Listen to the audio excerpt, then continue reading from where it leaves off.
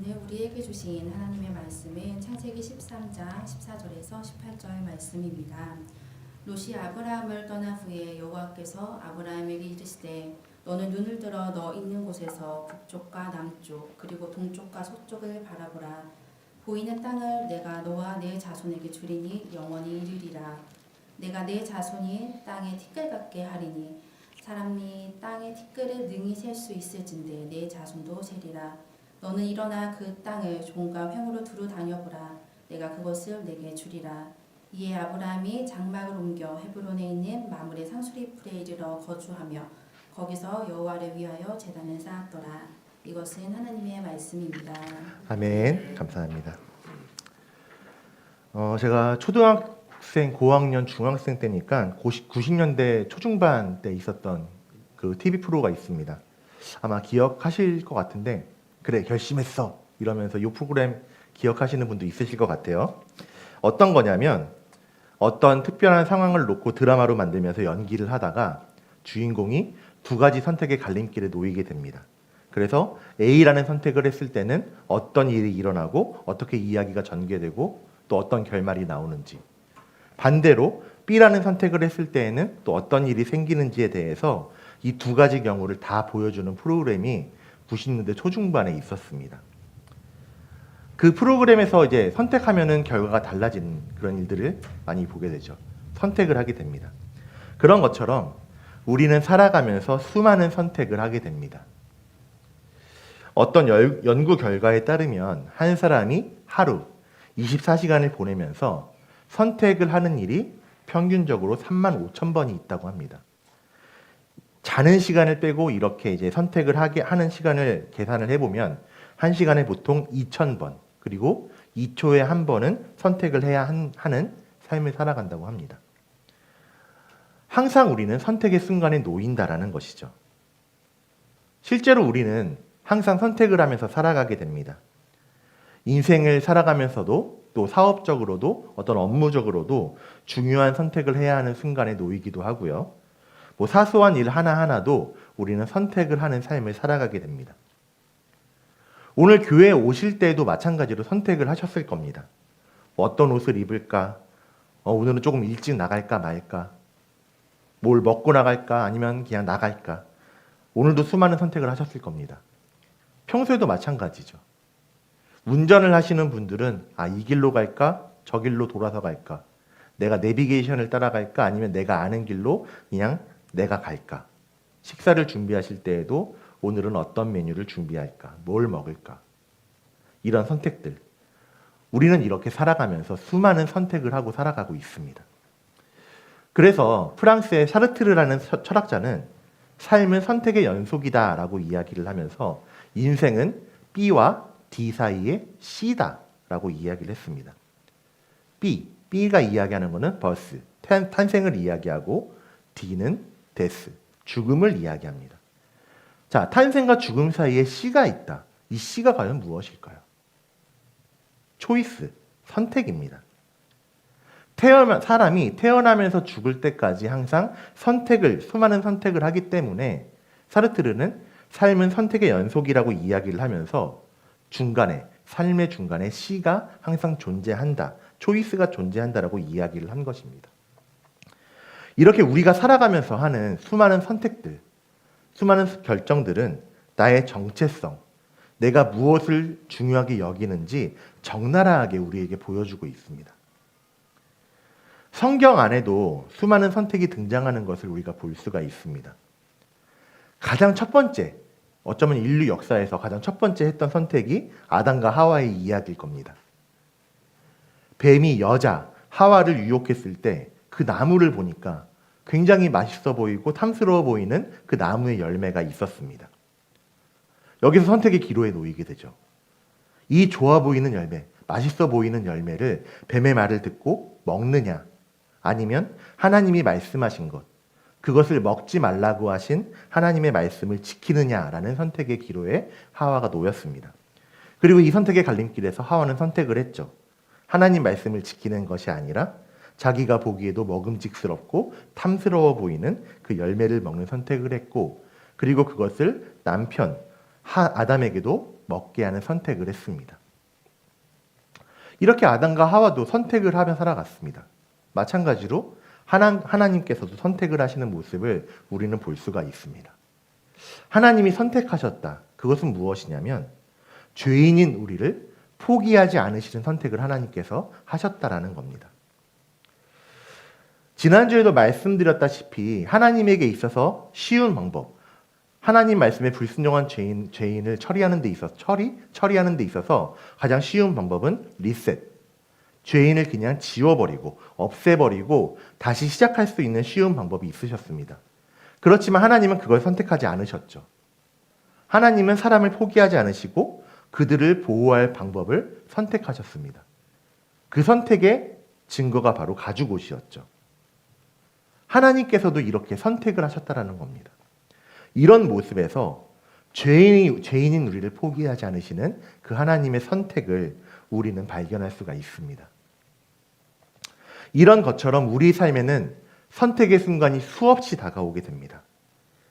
그리고 하나님께서는 살아가면서 수많은 선택을 해야 하는 우리들에게 이 말씀을 통해서 선택의 기준이 무엇이 되어야 하는가를 우리에게 알려주시고 또 우리 선택의 기준이 하나님의 축복으로부터 온 것이라는 것을 알려주시고 있습니다. 오늘 우리가 읽었던 창세기 13장 말씀, 그 본문에서도 아브라함과 롯에게도 선택의 순간이 다가왔습니다. 그리고 그 선택을 통해서 하나님의 축복이 어떤 것인지 우리에게 알려주고 있습니다. 지난주 말씀을 통해서 아브라함을 떠나게 하시고 가게 하셔서 복이 되게 하시는 하나님의 그 축복을 우리가 보았습니다. 하나님의 축복, 떠남이 축복이다. 죄에서 떠나게 하시는 하나님의 축복을 경험케 하시고 그냥 방치해 두지 않으시고 네가 알아서 살아 이렇게 하지 않으시고 보여주실 곳으로 가게 하시는 하나님의 축복을 발견했습니다. 그리고 하나님에 대해서 전하게 하시는, 복이 되게 하시는, 복의 통로가 되게 하시는 축복도 우리가 함께 보았죠. 이 말씀에 떠나라, 가라, 복이 될지라 이 말씀에 아브라함은 즉시 여호와의 말씀을 따라갔다라고 12장 4절에서는 기록하고 있습니다. 아브라함의 이런 모습 역시도 하나님을 선택한 선택의 결과였죠. 이때 아브라함의 나이가 성경에서는 75세였다라고 기록을 하고 있는데 그 당시의 평균적인 수명을 감안했을 때 이 75세라는 나이는 중년으로서 충분히 안정적인 삶을 이루고 안정적인 삶을 살고 있었을 겁니다. 그 안정적인 삶을 하나님께서 말씀하시자 아브라함은 그 즉시 떠났다라고 버려두고 하나님 말씀에 순종해서 고향을 떠나는 선택을 했다라고 성경은 기록하고 있죠. 아브라함의 이런 모습은 세상의 복을 따라가는 것이 아니라 하나님의 축복을 따라간 것입니다. 그렇게 아브라함이 하나님의 축복을 따라갔을 때 그 길에 아브라함만 간 것이 아니라 아브라함의 조카인 롯도 그리고 롯의 가족도 함께 동행했다라고 성경은 기록합니다. 마찬가지로 롯이 따라간 건 역시도 아브라함을 따라간 것이 아니라 아브라함을 인도하시는 하나님, 아브라함을 축복하시는 하나님을 따라간 것입니다. 물론 아브라함과 롯이 하나님 말씀에 순종하는 선택을 했다고 해서 방황이 없었던 건 아닙니다. 12장 중반부에 보면은 고향을 떠나서 거처를 옮기면서 유목민 생활을 할 때에 기근이 심해지니까, 가뭄이 심해지니까 자기 스스로의 판단으로 애굽 땅으로 내려가기도 합니다. 그게 하나님이 원하시는 바가 아니었거든요. 하나님은 내가 너에게 보여줄 땅, 가나안 땅으로 가라고 말씀하셨는데 그곳으로 갔다가 기근이 심해지니까 애굽 땅으로 내려갔습니다.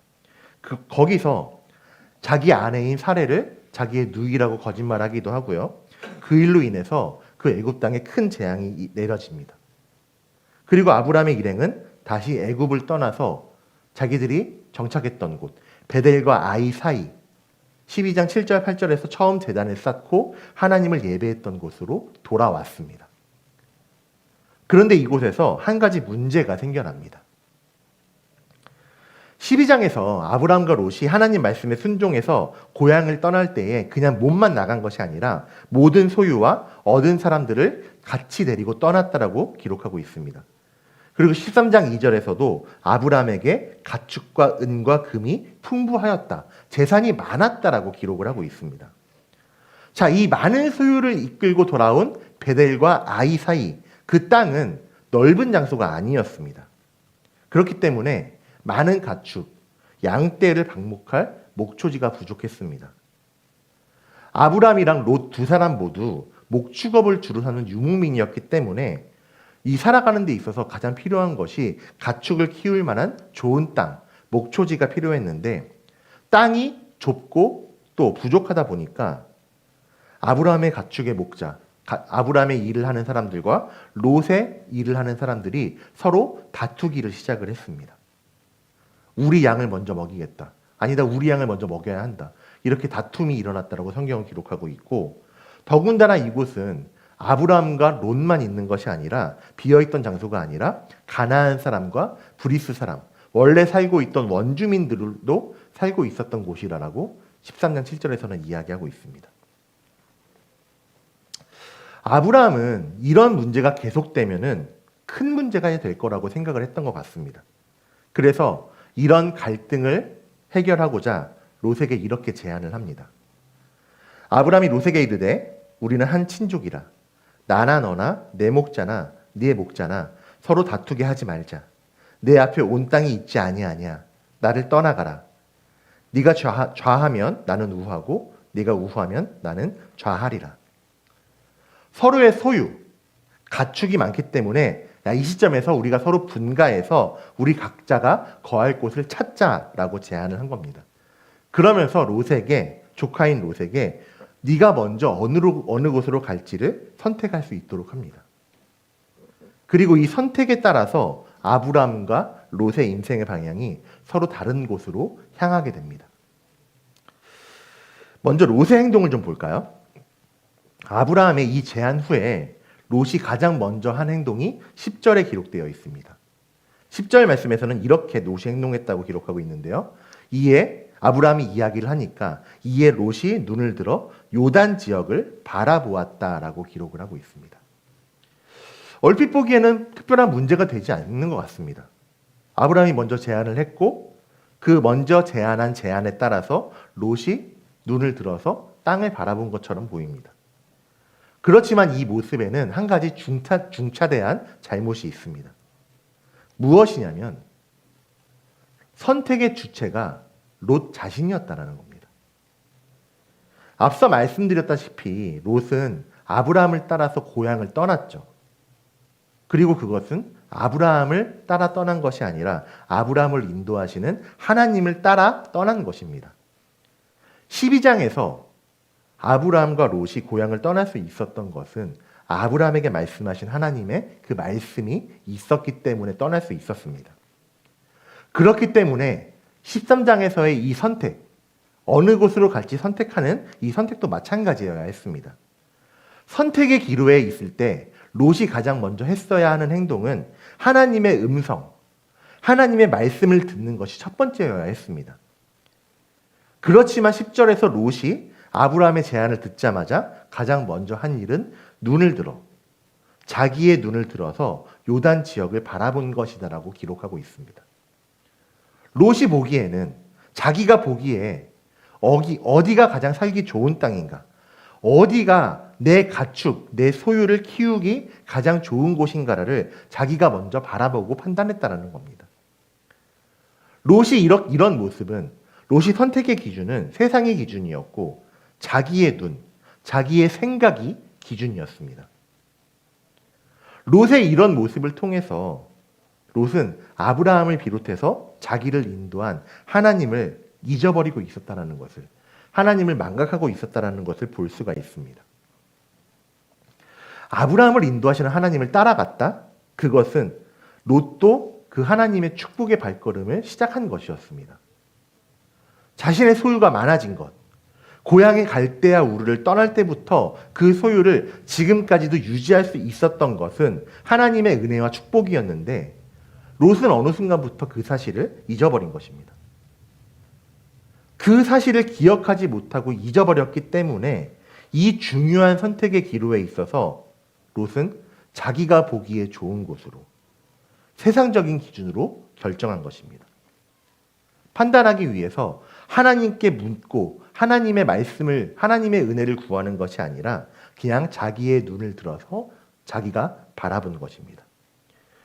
그렇게 롯이 자기의 눈을 들어서 바라봤던 그 장소가 소알이라는 장소였습니다. 소알.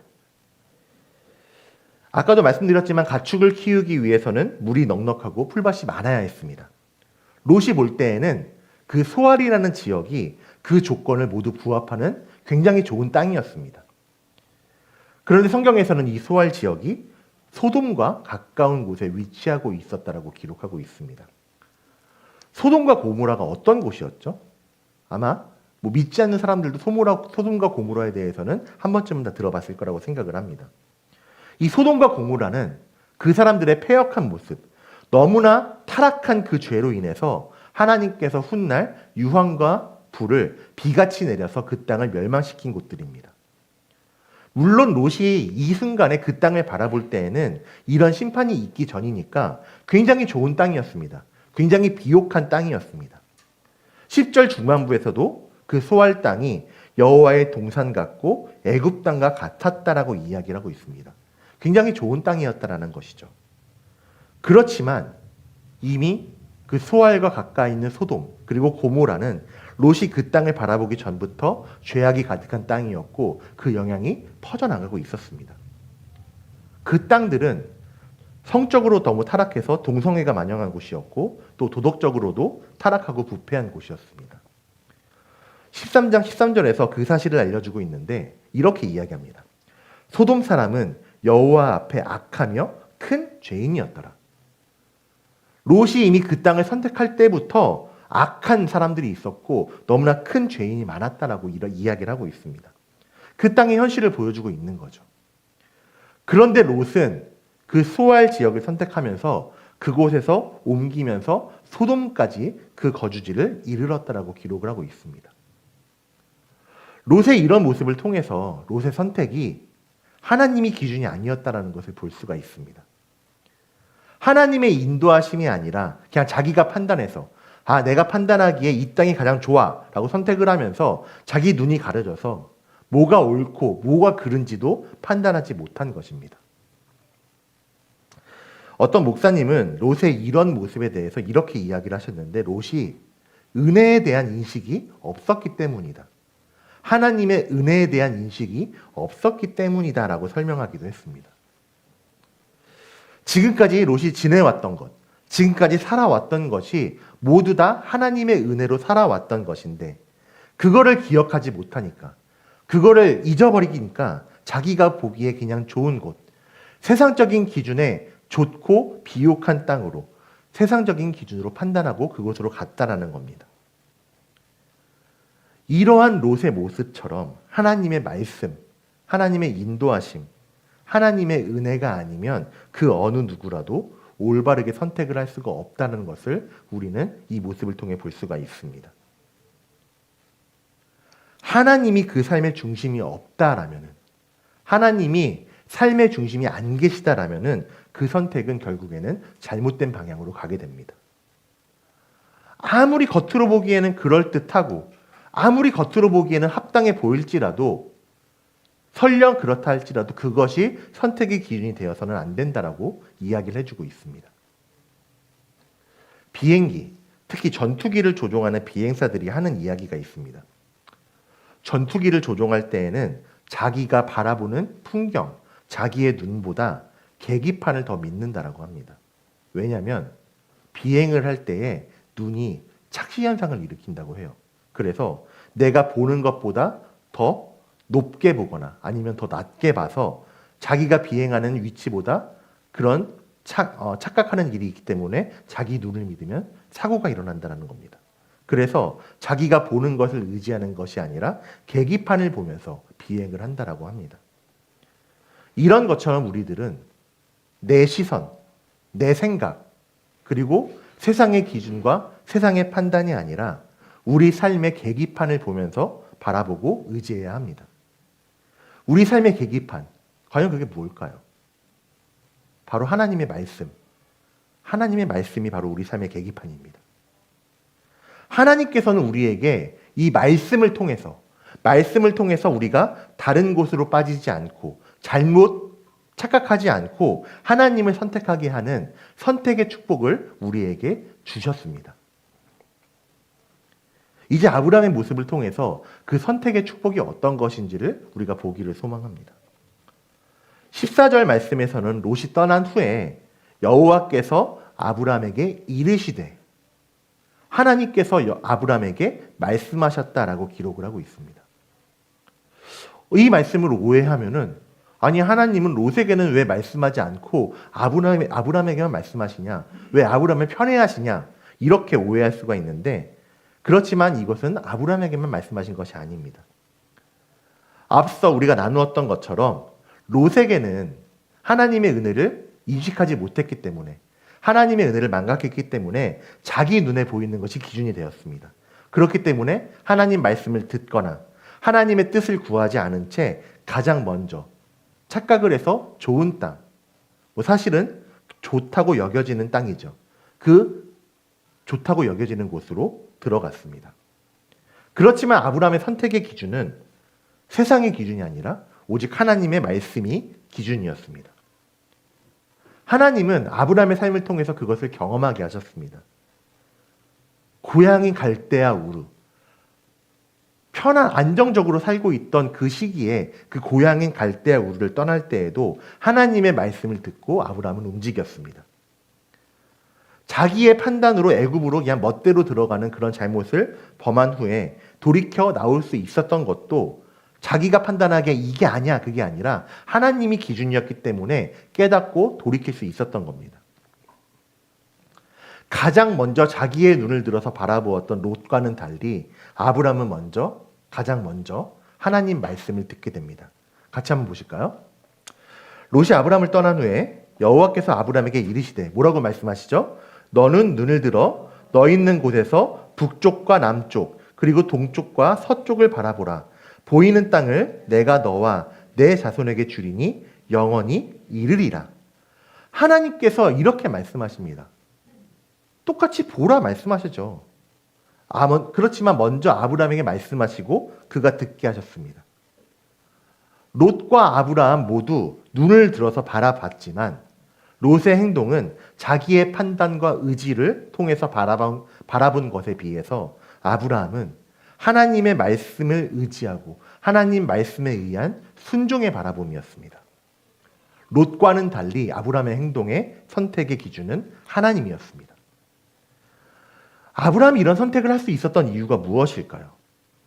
그것은 하나님 말씀을 기억하고 하나님을 신뢰할 수 있도록 하나님이 그 삶에 인도해 주셨기 때문이고 아브라함은 그 삶 가운데 이어지는 하나님의 은혜를 잊지 않았기 때문입니다.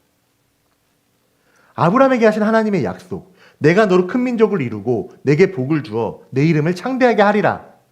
그 약속을 기억하게 하고 신뢰하게 하셨습니다. 그것을 기억하고 그것을 신뢰했기 때문에 아브라함은 하나님 말씀을 듣고 그때서야 움직였습니다. 그리고 18절의 말씀처럼 장막을 옮겨서 헤브론으로 이동한 후에도 가장 먼저 여호와를 위해서 제단을 쌓았다. 하나님을 예배했다라고 기록을 하고 있습니다. 하나님께서는 아브라함이 이렇게 선택을 할 수 있도록 하나님께 순종하는 그 선택을 할 수 있도록 그 삶을 축복하셨고 그 삶을 인도해 주셨습니다. 선택할 수 있는 순간에 하나님의 은혜를 잊지 않고 기억하게 하시고 하나님 말씀에 순종하는 그런 은혜와 축복을 주신 것입니다. 그리고 하나님께서 이렇게 아브라함에게 하신 축복들, 이런 은혜들, 하나님을 선택할 수 있는 축복은 특별한 누군가에게만, 아브라함 같은 사람에게만 주신 것이 아니라 우리 모두에게 예비해 놓으신 하나님의 크신 축복입니다. 하나님께서는 아브라함에게 말씀하신 것처럼 내가 너를 큰 민족을 이루고 내게 복을 주어 너 이름을 창대하게 하리라. 그 약속처럼 우리들에게도 굉장히 중요한 약속을 우리에게도 하셨습니다.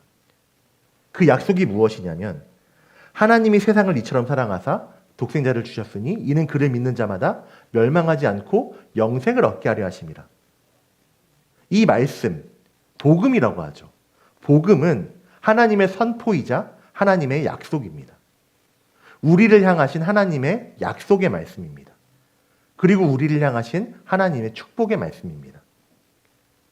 자격 없는 우리에게 예수님을 믿는 길을 열어주셔서 구원받아 영생을 얻게 하시고 자녀로 삼아주신다 하셨습니다. 하나님은 이 말씀, 이 복음의 소식이 우리의 이야기가 되게 하셨습니다. 그래서 우리가 살아가면서 겪는 여러 가지 상황 속에서 중심을 잃지 않게 하시고 하나님을 선택할 수 있도록, 우리가 방향을 잊어버리지 않고 은혜의 삶을 살아갈 수 있도록 우리를 이끌어 주시고 인도해 주시고 있는 것입니다. 하나님의 약속의 이 말씀이 우리의 삶이 헛되고 유한한 것을 따라가는 것이 아니라 참되고 무한한 진리, 오직 하나님 말씀을 따라가며 하나님 말씀을 의지하며 살아갈 수 있도록 우리를 인도해 주시고 있다라는 것입니다. 우리가 살아가면서 주님을 선택할 수 있는 이 믿음도 바로 하나님께서 우리에게 주신 축복이고 하나님께서 우리에게 주신 은혜인 것입니다. 내가 하나님을 선택할 수 있도록, 내가 주님을 섬길 수 있도록 우리를 인도해 주시는 하나님의 은혜가 우리 삶 가운데 넘쳐나고 있고 계속해서 이어지고 있다라는 것입니다. 사랑하는 성도 여러분, 우리의 눈을 들어서 바라보는 것이 아니라, 내 스스로 판단하는 것이 아니라 하나님의 은혜로 판단하고 하나님의 말씀이 기준이 되어서 그곳으로 나아가는 우리 모든 성도님들 되시기를 주님의 이름으로 축복하고 소망합니다. 우리가 눈을 들어서 바라볼 때에 내 생각 혹은 세상의 기준, 이런 것이 아니라 하나님의 말씀이 기준이 되어서, 하나님 말씀이 기준이 되어서 세상의 뜻이 아니라 하나님의 뜻대로 살아가는 삶이 되시기를 간절히 축복합니다. 우리는 그러기 위해서 가장 먼저 하나님의 말씀을 들어야 합니다. 내가 먼저 바라보고 하나님 말씀을 그냥 참고 정도로만 여기는 것이 아니라 가장 먼저 하나님 말씀을 듣고 하나님 뜻대로 살아갈 수 있도록 하나님의 뜻을 구해야 하는 것입니다. 그렇게 하나님 말씀을 듣고 하나님 뜻을 구할 때에 때로는 세상과 정반대의 길로 가라고 하실 수도 있겠죠. 때로는 내가 기대하고 내가 생각하는 것과 정반대의 길로 가라고도 하실 수도 있습니다. 그런 갈등의 상황, 선택의 상황에서 우리가 반드시 기억해야 하는 것은 하나님께서 우리를 선한 길로 인도해 주시고 하나님께서 우리를 축복해 주신다라는 것입니다. 우리가 이 말씀을 마음에 새기고 항상 하나님을 선택하는 우리가 되시기를 소망합니다. 같이 한번 읽어보실까요? 하나님께 가까이 함이 내게 복이라. 하나님께 가까이 함이 내게 축복이라고 말씀하십니다. 이 사실을 온전히 믿으시기를 주님의 이름으로 축원합니다. 하나님이 인도해 주시는 길로 가시는 그 축복을 누리시기를 소망합니다. 하나님과 항상 가까이 하는 삶, 하나님과 항상 가까이 하는 은혜를 누리시기를, 그리고 주님께 감사하고 주님을 찬양하는 삶을 살아가시는 우리 예수소망교회 모든 성도님들 되시기를 주님의 이름으로 축원드립니다. 함께 찬양하고 고백하겠습니다. 우리가 이 시간 여러 가지 세상의 유혹과 기준들이 있습니다. 그 가운데에서 우리가 결정하고 따라야 하는 것, 오직 하나님의 말씀임을 기억하면서 나아가겠습니다. 이 찬양으로 고백할 때에 내가 그렇게 살아가겠습니다. 내가 그렇게 결단하겠습니다. 고백하며 찬양하겠습니다.